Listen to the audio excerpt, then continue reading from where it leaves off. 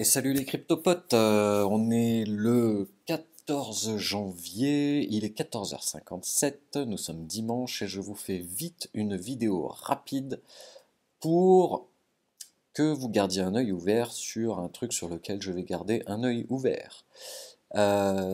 Du coup, on commence par les remerciements de tous ceux qui ont utilisé mon lien Coinbase ou le lien Ledger Wallet qui est en description de la vidéo. Je commence avec Kenduru, Romain Coé, Taini, Carole Mazon, Erwan Olic, François-Xavier de Bessé, Yacine Ziani, Idri Osni, Kevin Dupeux, Timothée Larrière et Maître Wong, qui a quand même un super pseudo. Maître Wong, je trouve que c'est trop la classe. Donc merci à vous tous et à vous toutes. Et n'hésitez pas à utiliser un lien Coinbase pour vous faire 10 $ de BTC gratuitement et que ça m'envoie 10 $ de BTC aussi. Je vous remercie chaleureusement. Sur ce, aujourd'hui, je voulais vous parler parce que je savais qu'il y avait un truc j'avais entendu parler déjà depuis quelque temps de saison des traders.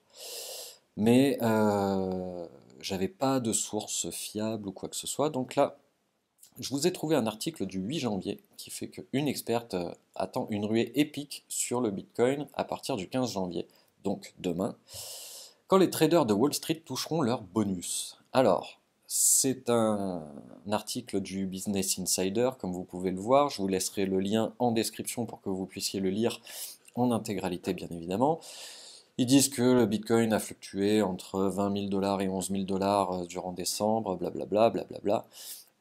Et donc, cette charmante jeune femme nous dit que quand les bonus de Wall Street seront virés sur les comptes bancaires le 15 janvier, on verra une ruée sur les cryptos dans des proportions épiques, a-t-elle écrit sur Twitter. A priori, c'est pas une trompette, cette nana, je vous laisse aller vérifier par vous-même malgré tout. Et je vous disais donc, de manière traditionnelle, il arrive que les primes distribuées aux traders de Wall Street en début d'année créent un mouvement sur les marchés financiers dans la mesure où de nombreux traders spéculent avec leurs bonus. Officieusement, on parle de la bonus season, voilà, c'est pas la saison des traders, c'est la bonus season, la saison des bonus, pendant laquelle des personnes peuvent toucher 5 à 6 fois leur salaire. D'après des estimations de l'économiste new-yorkais Thomas Di Napoli, que je ne connais pas, la moyenne devrait osciller cette année autour de 120 000 € par trader. Donc, regardez bien, nous sommes à une market capitalisation. On avait dépassé les 800 milliards de dollars de capitalisation au 7 janvier. Et là, nous sommes redescendus à 683 milliards de dollars. J'ai rafraîchi la page il y a 5 minutes, donc peut-être que ça a bougé, mais c'est pas grand-chose. Peu importe. Tout ça pour vous dire que vous lirez, il n'y a pas grand-chose d'autre d'infos intéressantes sur la fin, mais je vous mettrai le lien quand même si vous voulez voir. Maintenant, moi, ce que j'aimerais faire, c'est vous montrer pourquoi est-ce que aussi c'est intéressant. C'est que, regardez, je vous ai pas fait une analyse technique de ouf, et oui, je suis passé sur Coiniji, je me suis dit que j'allais investir pour vous faire de meilleurs relevés graphiques que tout le temps par CoinMarketCap. Donc là, il y a un cône de compression qui s'est dessiné depuis déjà quelques semaines. Non, attendez, 16 décembre. Donc oui, ça fait quelques semaines que on est en train de rentrer dans ce cône de compression. Demain, c'est le 15. Ça aurait été idéal que ce soit ici. On aurait été beaucoup plus serein. Toujours est-il que là, on est à un Bitcoin qui est aux alentours de 13 500 $ à peu près. Je crois qu'il le marque là. 13 500 $, 13 600 $. Ce que je vous dirais de faire attention sur les prochains jours, c'est que soit les traders vont vouloir shorter le Bitcoin et du coup, eh ben, il faudra faire très attention, soit ils vont investir dedans. Sauf que, quand bien même ils le shortent, ils vont devoir en acheter pour investir dans les autres crypto-monnaies. Et c'est ça la force de Bitcoin. Donc je reste assez positif sur ce truc-là. C'est que normalement, ils peuvent acheter quelques crypto-monnaies directement avec du dollar. Ils peuvent acheter quelques crypto-monnaies directement avec de l'euro. Mais s'ils veulent investir dans d'autres crypto-monnaies, ils vont être obligés de passer par du Bitcoin. Donc, tous ne vont pas shorter, je pense. Je peux me tromper, mais voilà. De toute façon, je vous laisse libre de choisir et de voir par vous-même.